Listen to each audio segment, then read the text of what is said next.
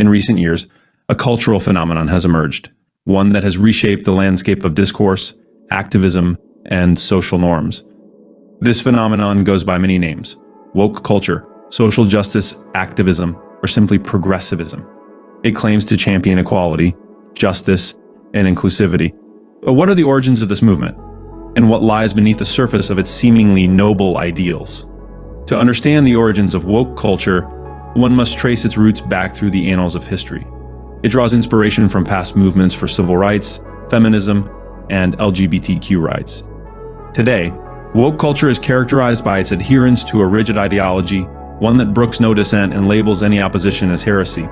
It operates on the principle of woke supremacy, wherein certain groups claim moral superiority over others based on immutable characteristics such as race, gender, or sexual orientation. Conservative voices have long sounded the alarm about the dangers of woke culture.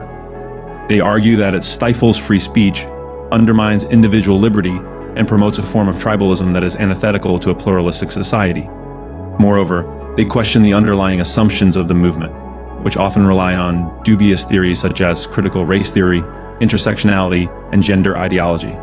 One of the most glaring absurdities of woke culture is its rejection of biological reality in favor of subjective notions of identity. We see this play out in debates over transgender athletes competing against biological females, where concerns about fairness and safety are dismissed as transphobia. Such instances highlight the disconnect between ideology and reality, where feelings trump facts and dissent is silenced in the name of progress. The chilling effect of woke culture is felt across all sectors of society, from academia to the workplace to the public square. Those who dare to question its orthodoxy risk being labeled as bigots, racists, or homophobes, with serious consequences for their reputations and livelihoods. This climate of fear and censorship stifles open dialogue and inhibits the free exchange of ideas, essential components of a healthy democracy.